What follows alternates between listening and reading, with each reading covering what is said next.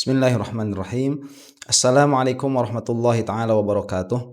Alhamdulillahi rabbil alamin wa sallallahu ala sayyidina Muhammadin wa ala alihi wa sahbihi wasallam, amma ba'du. Ini mungkin saya terlalu banyak komentarin si Imad dan kawan-kawan ya, sampai permasalahan yang penting berkaitan dengan ilmu itu luput selama beberapa hari ini. Ini saya meminta maaf dulu ya, kepada yang menonton. Ada WA masuk ke saya ya sekitar beberapa jam yang lalu itu. Jadi ini posisinya kan malam takbiran ya, dan saya kebetulan ketiduran begitu. Pas bangun buka WhatsApp, ini ada masuk message dari katakanlah tulisan dari tim ilmiah Pondok Pesantren Al-Anwar 1 Sarang, yang mana setahu saya pesantren-pesantren salaf seperti ini termasuk diantaranya, yaitu pesantren Al-Anwar ini yang di Sarang, itu sangat mementingkan terhadap ilmu ya.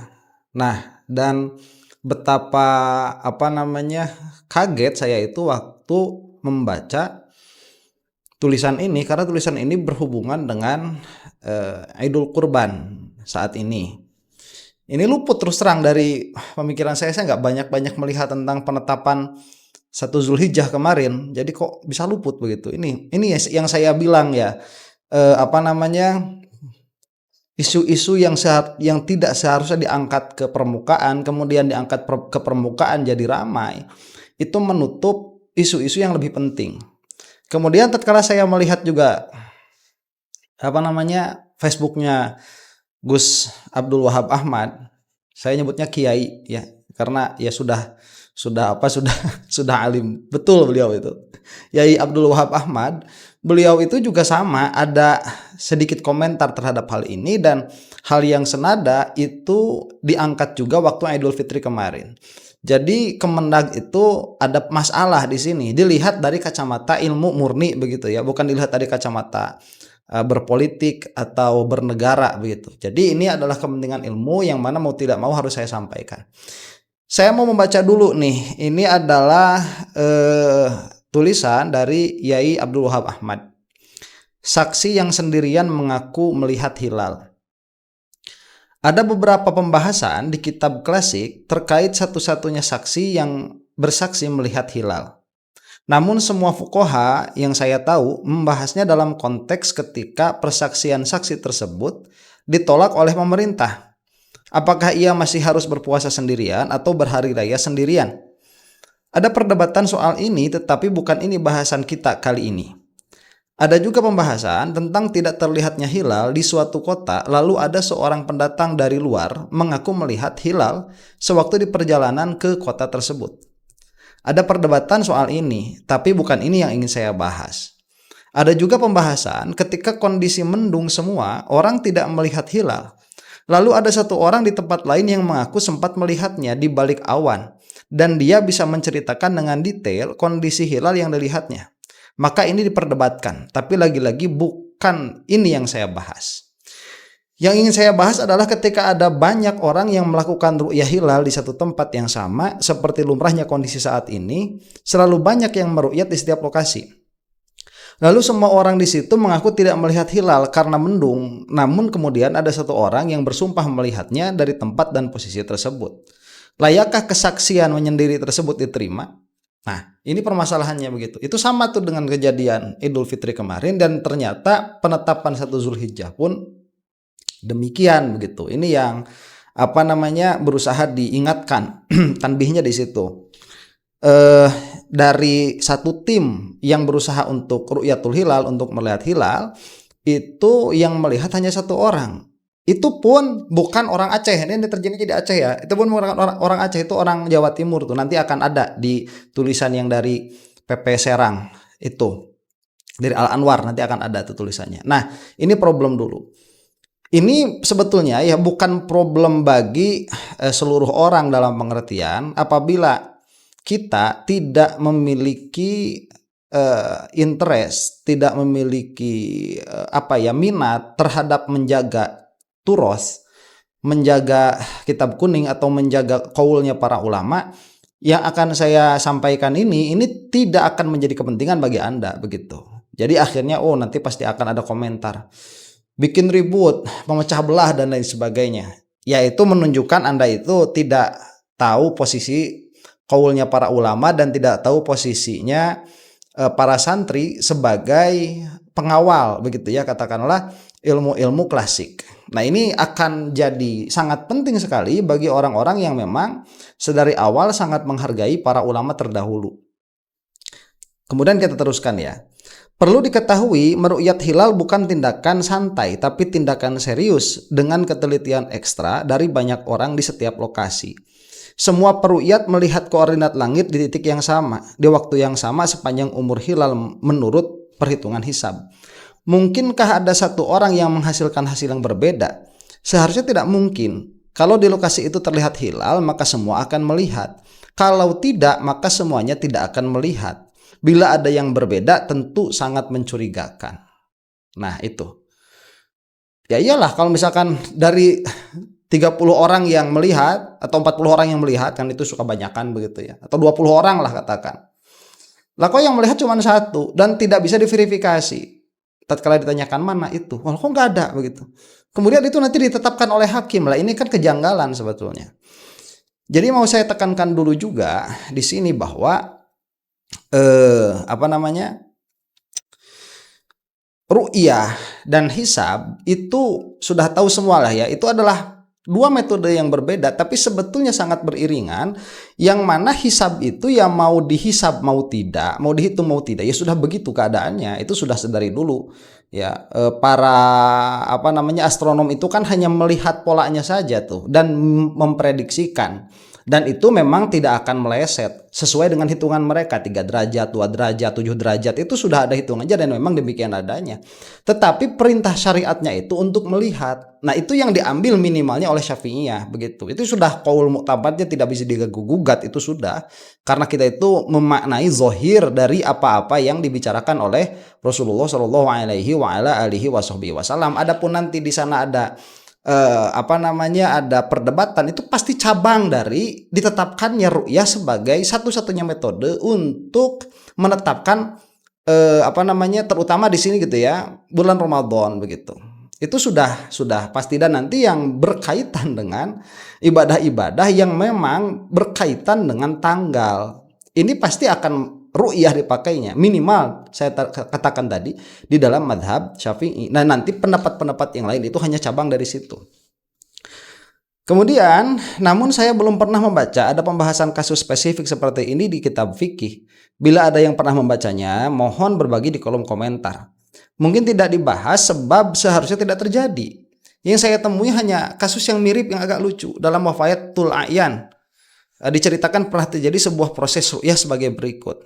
Nah, sebentar ini yang dipinta oleh Yai Abdul Wahab Ahmad itu, kalau misalkan memang ada zaman dahulu satu komunitas tertentu, ada 10 orang misalkan atau 20 orang yang berusaha untuk melihat hilal bil ain, ada satu orang yang menyatakan iya tapi sisanya tidak begitu. Kemudian ini ditetapkan menjadi hukum.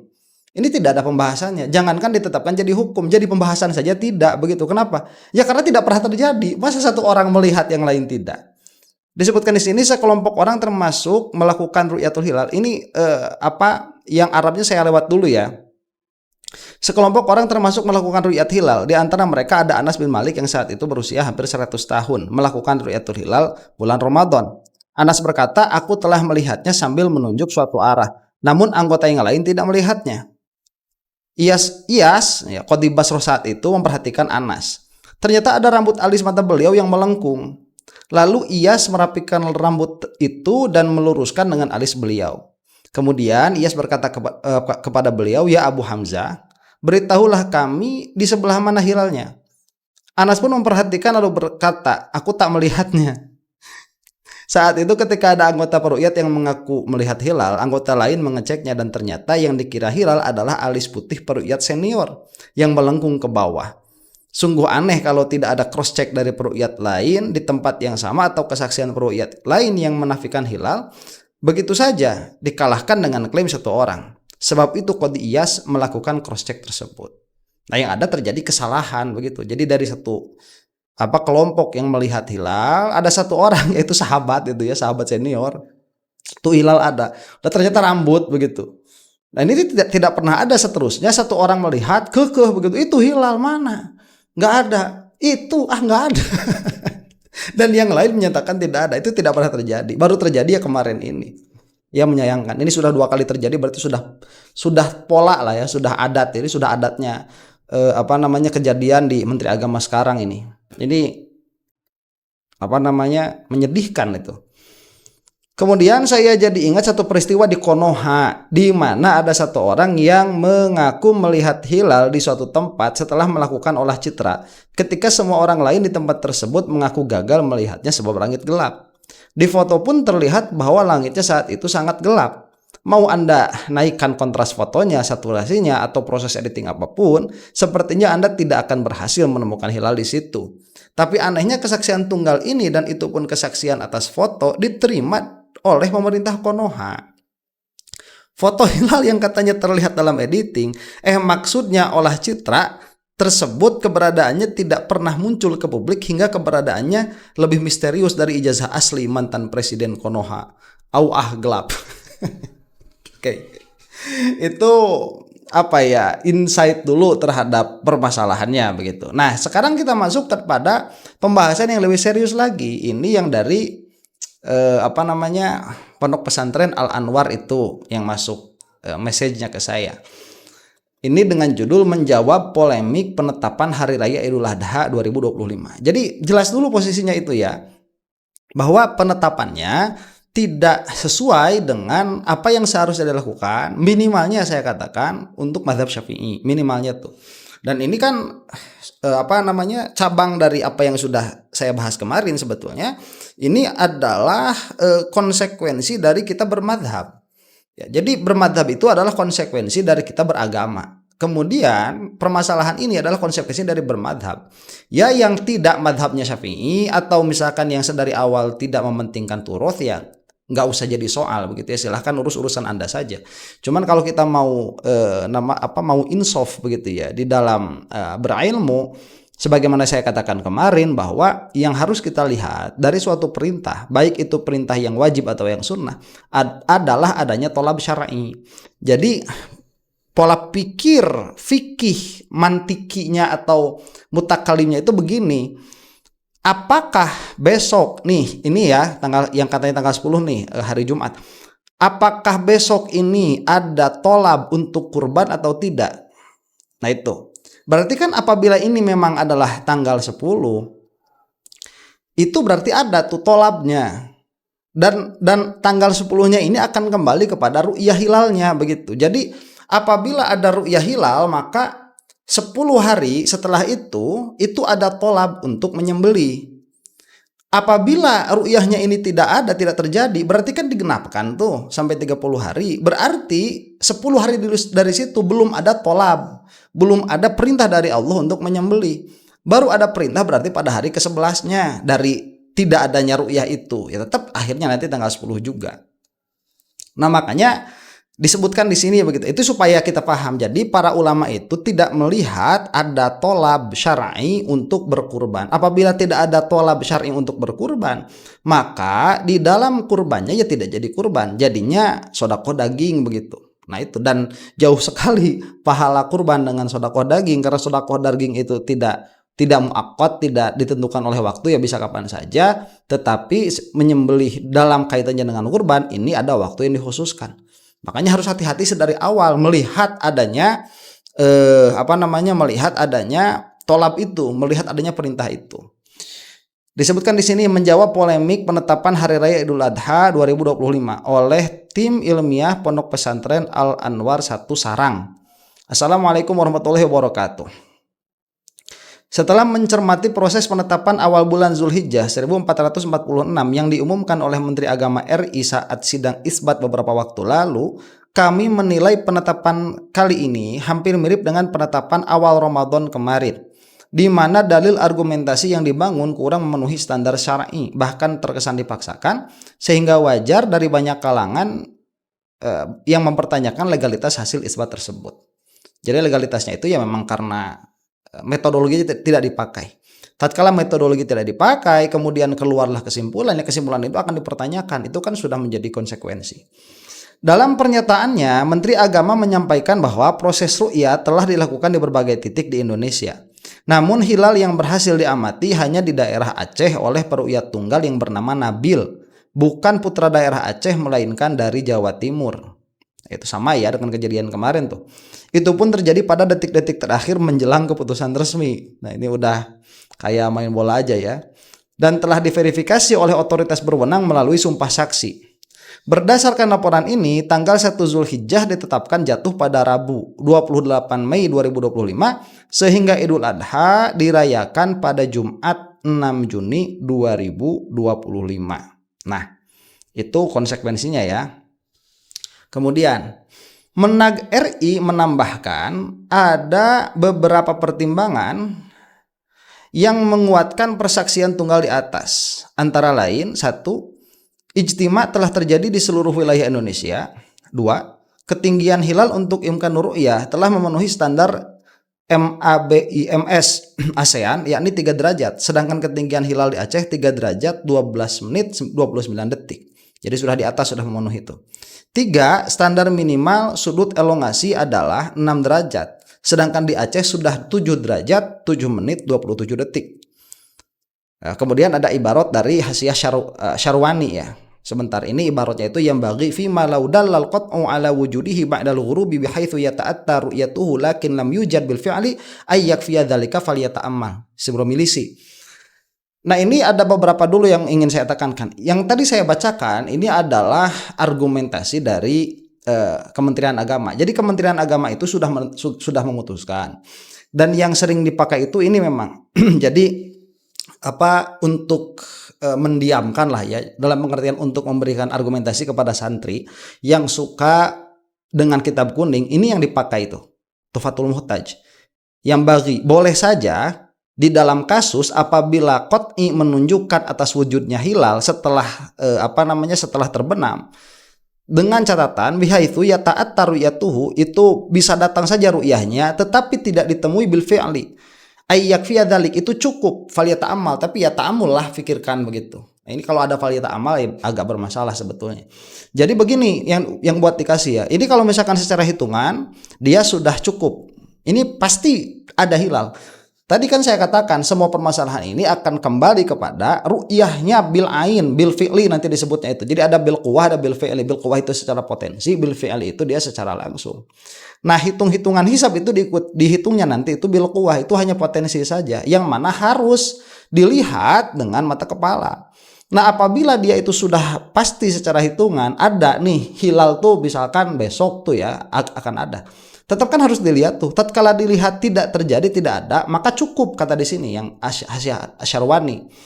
Nah, nanti setelah saya baca semuanya ini kan sebetulnya cukupnya itu di dalam tolab Ramadan ya, bukan di dalam menentukan Zulhijjah, hari menyembelih dan lain sebagainya, bukan. Itu cukup itu untuk kamu buat apa? Buat melihat di situ ada tolab syar'i untuk berpuasa, karena ada kehati-hatian di situ. Itu yang dilihatnya nanti.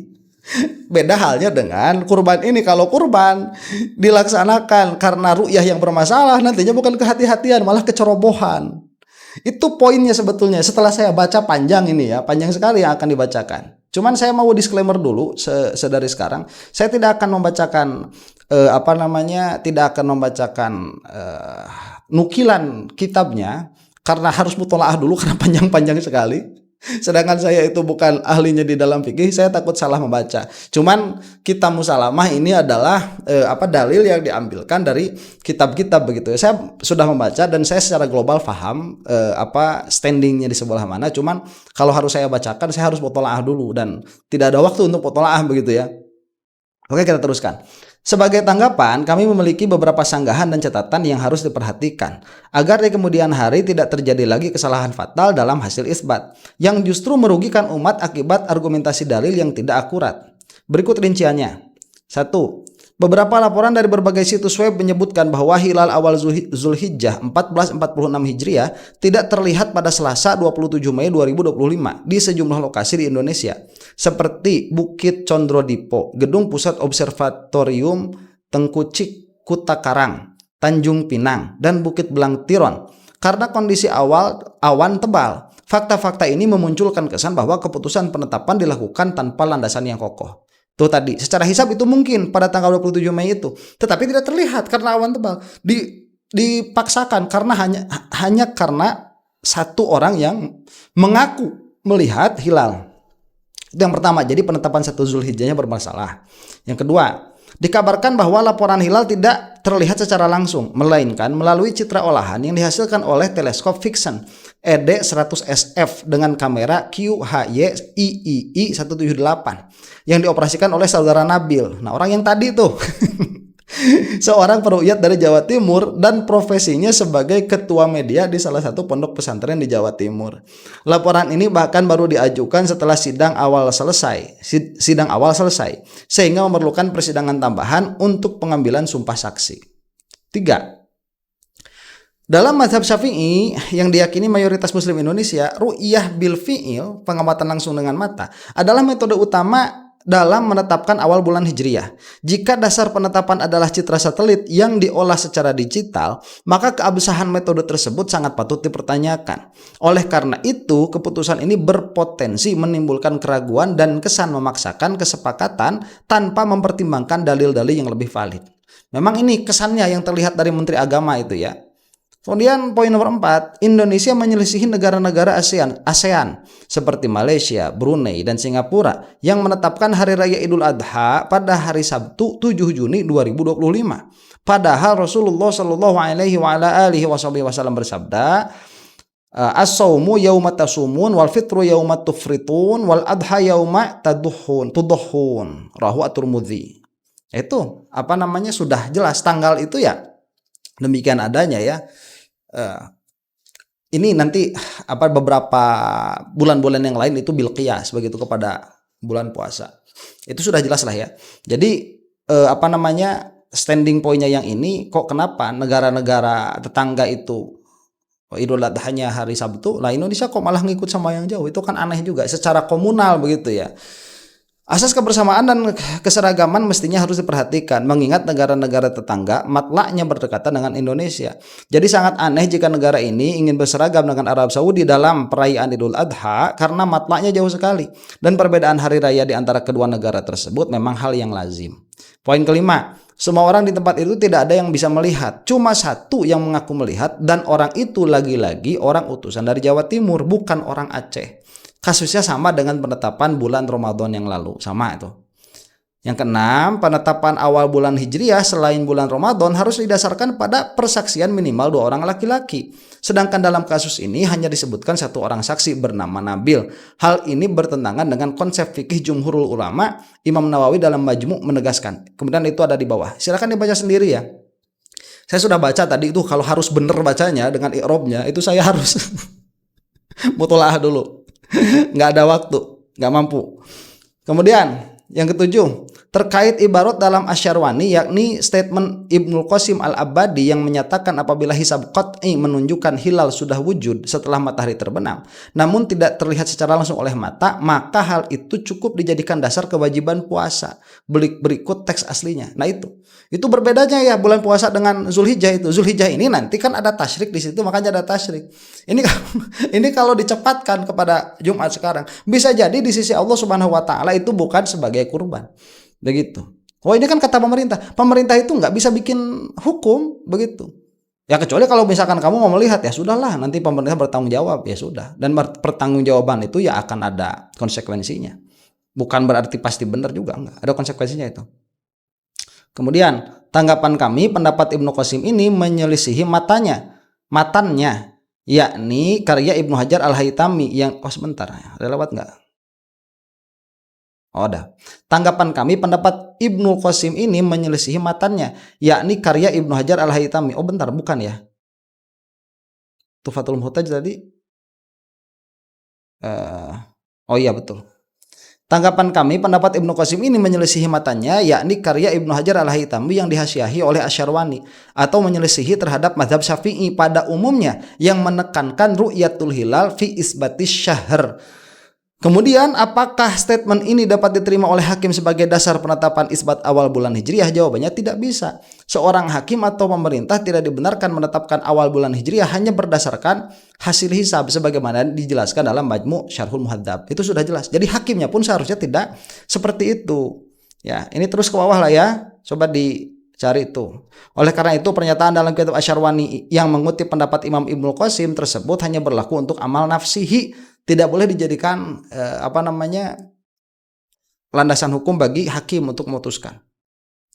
Nah, di terakhir ya, ibarat-ibarat di atas secara tegas mengalahkan ibarat yang termaktub dalam Asy-Syarwani, yakni pendapat Ibnu Qasim hanya berlaku untuk personal bukan komunal. Lalu sebagaimana dengan pendapat ulama yang melegalkan hisab qat'i seperti Imam As-Subki, jawabannya jumhur fuqaha menentang pendapatnya As-Subki. Lah ini terus ke bawah bahasa masailnya ya. Jadi tidak mengikuti jumhur. Ini kok bisa begitu ya, pemerintah itu malah mengambil kaul yang menyendiri begitu.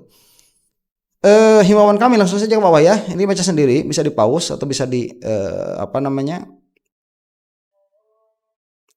bisa dilambatkan. Cuman ini pokoknya untuk penyembelihan kurban, kami menganjurkan agar dilaksanakan pada hari Sabtu 7 Juni 2025 guna memastikan keabsahan ibadah kurban. Karena andaikan pendapat kami benar, ya alhamdulillah penyembelihan tepat di hari raya. Namun jika pendapat kami salah, maka penyembelihan masih sesuai dengan waktunya, yakni tanggal 11 hari tasyrik. Himbauan kami ini bukan fatwa, karena kami memang tidak mempunyai otoritas untuk berifta di negeri ini. Meskipun demikian, himbauan ini akan menjadi sangat urgent dan krusial bagi umat Islam Indonesia. Sebab kesalahan fatal dalam isbat pemerintah, baik untuk bulan Ramadan, Syawal atau Zulhijjah, akan berujung pada ketidakabsahan semua ibadah penduduk negeri. Terlebih akan merugikan aspek finansial pihak-pihak yang telah mengeluarkan uang banyak itu untuk berkurban.